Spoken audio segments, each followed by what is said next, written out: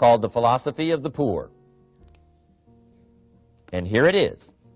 Poor people usually spend their money and invest what's left. That's the philosophy of the poor. Now here's the philosophy of the rich. Rich people invest their money and spend what's left. And here's the startling answer. It really doesn't matter what the amount is. What's most important is not the amount. What's really important is the philosophy.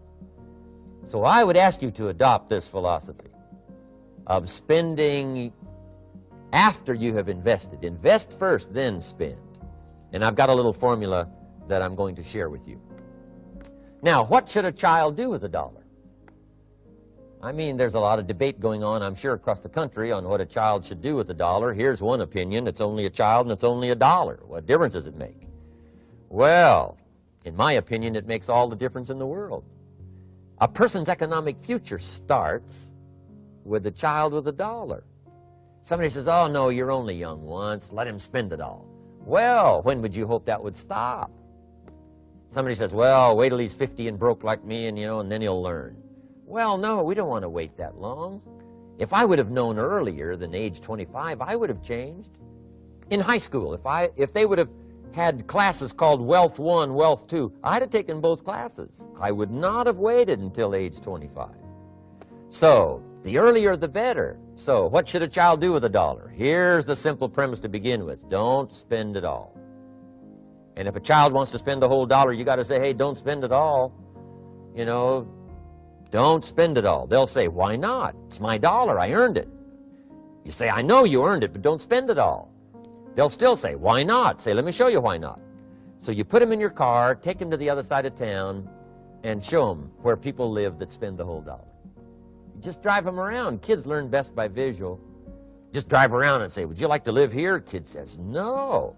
Would you like to live like these people live? Kid says, no, no. Then you can't spend the whole dollar. So, kids will get the message. So, take them to the other side of town, show them around, unless you already live there, and then just show them around. Anyway, don't spend the whole dollar. Now, let me give you my best view of what to do with a dollar. And I promise you, if you started at age 15, now if you're over 15, right, you've still got plenty of time. You still got 20 years. If you're 30, you've still got 20 years. I mean, you still got plenty of time to start what I'm about to share with you. What to do with a dollar. Here's my first bit of advice. Never spend more than 70 cents. Never spend more than 70 cents. Now, you got to pick some number, and the number you pick is going to be determined by your philosophy. It's going to be determined by what you've been taught or your experience teaching yourself. When I first met my teacher, Mr. Schoaf, I was at about 110% of each dollar. I'm down at budget finance, hawking my furniture and my car one more time. And then I learned a whole better formula for financial independence. Number one, don't spend more than 70 cents. Now, kids say to me, well, okay, what do I do with the other 30 cents? And here's what I teach them. 10 cents for charity. Charity or church, or helping people that can't help themselves.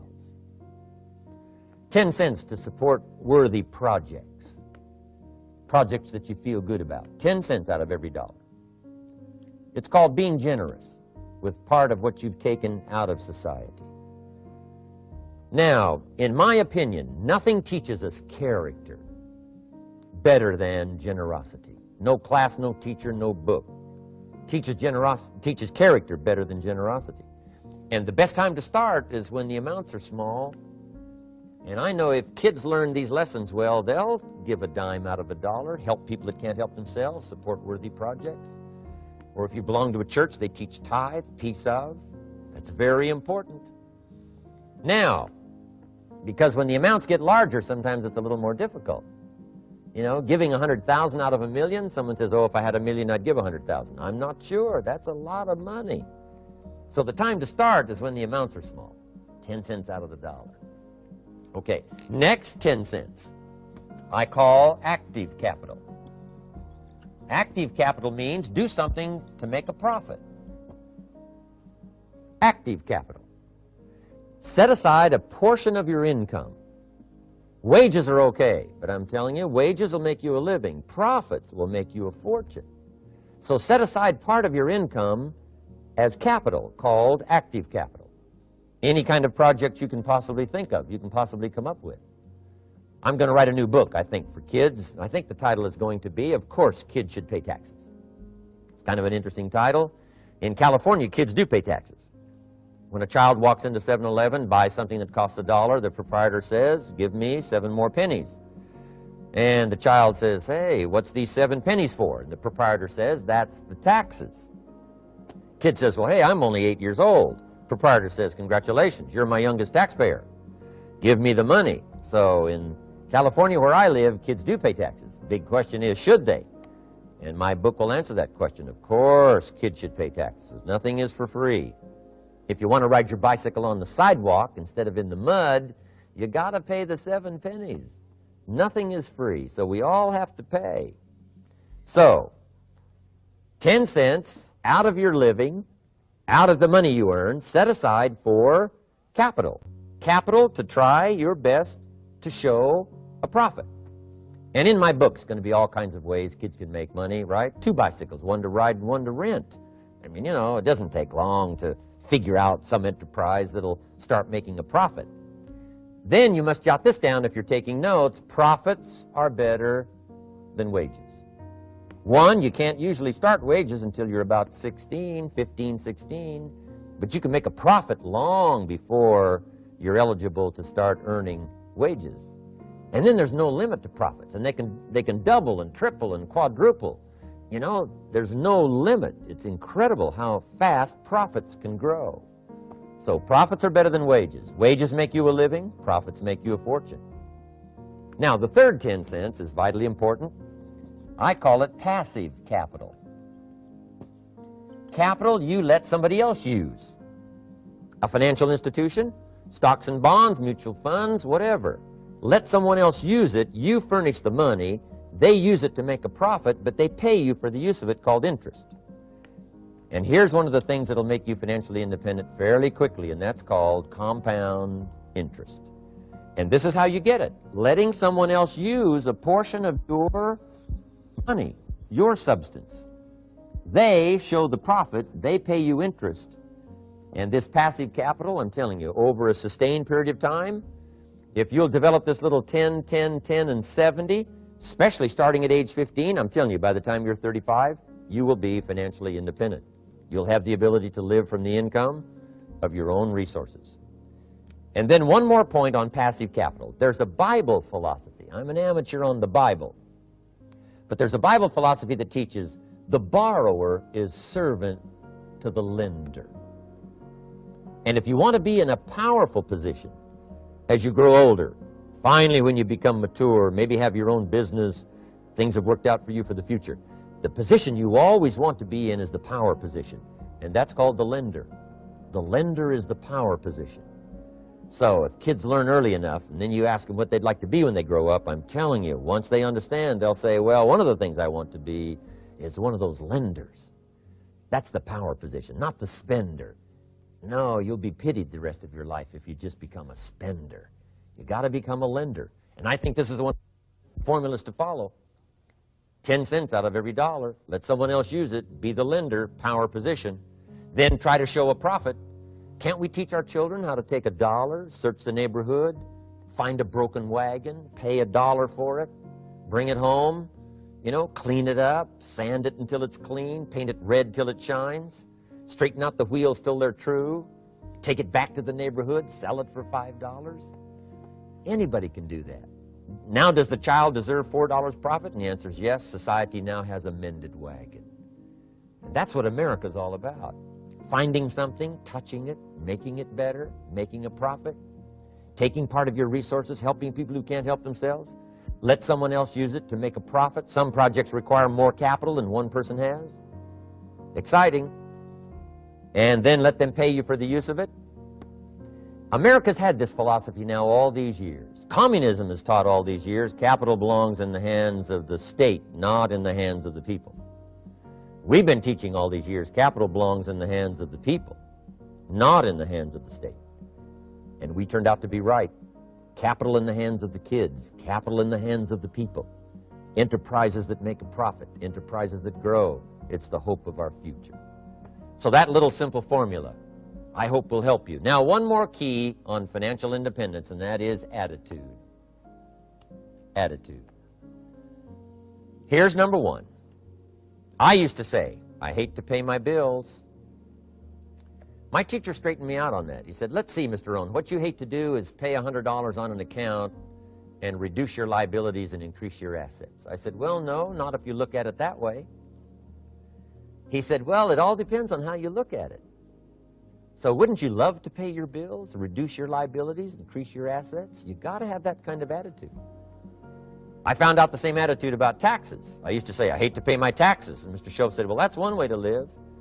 But don't you understand? Taxes is how we care and feed the goose that lays the golden eggs. Wouldn't you want to do your share?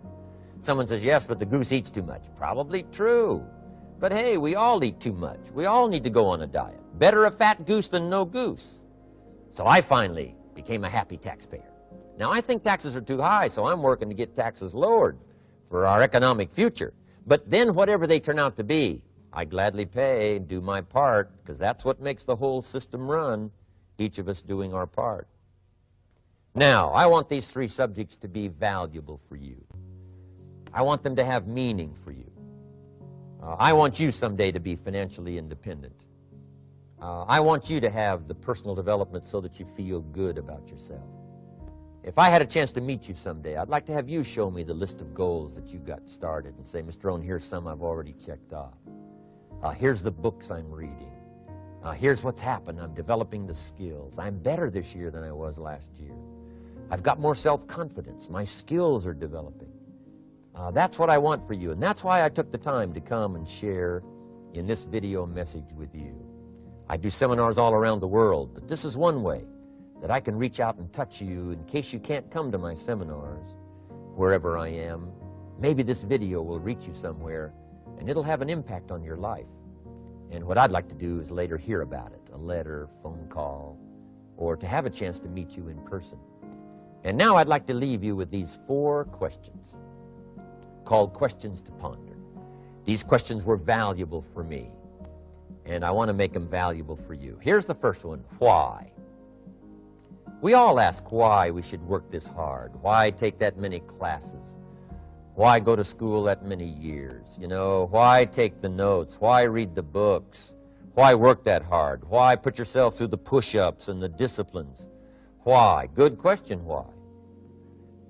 Best answer to why, I think, is the second question. Why not? Why not see how many books you can read, how many classes you can take, how many skills you can develop? Why not see how valuable you can become to the marketplace and to your friends and to your family? Why not see what you can make of yourself? Why not see how far you can go, how much you can see, how much you can earn, how much you can share? Why not? That's the heritage all of us have, in America especially, is to see what we can make out of our lives now that we've been given this extraordinary opportunity. Now, my third question I'd love to ask you in person. But since I can't do it in person, I want to ask it of all of you. But I want you to take it personally. And my third question is, why not you? Why not you? With good self-esteem. Why not you starting to change and setting goals? Why not you starting to make progress toward financial independence? If I can do it, you can do it. I wished I had a lot more testimonials here today besides mine. A whole steady stream that would come by and tell you their story. Someone who started with nothing, finally run a big enterprise. A mother who was on welfare, now she owns her own business. In addition to my story, I wish I had a lot more. And if all of them told their story, guess how they would probably wind up their story? They'd probably say, just like me, why not you? If we can read, you can read. If we can change, you can change. If we can figure it out, you can figure it out. If we can turn it around, you can turn it around. There isn't anything you can't accomplish. That's what those testimonials would say. And so I want to say it to you personally. Why not you? You've got the brains, you've got the stamina, you've got the vitality, you've got the interest, you've got your life ahead of you, you've got the future. You can do it. If anybody can do it, you can do it. If one of us can do it, hey, we all can do it. And now here's my last question. Why not now? This is a good time as the 20th century starts to wind down, a few more years as we get ready for century 21. What a good time to set your goals, work on yourself, work on your skills. What a good time to get it together. What a good time to start this process. Personal development, growing, changing, developing, having a good plan for your money and for your life and for your future. Why not now? And I hope I have a chance to see you one of these days and share with you the experience, the reaction, the response you might have had from my message today. And until I get a chance to see you on this side of the world or the other side of the world, in some school or some seminar, or maybe I'll come and speak for a company that you work for someday, I hope I get a chance to meet you. Until then, I wish you the best. I want all that I've gotten to be yours and much, much more. God bless. Goodbye.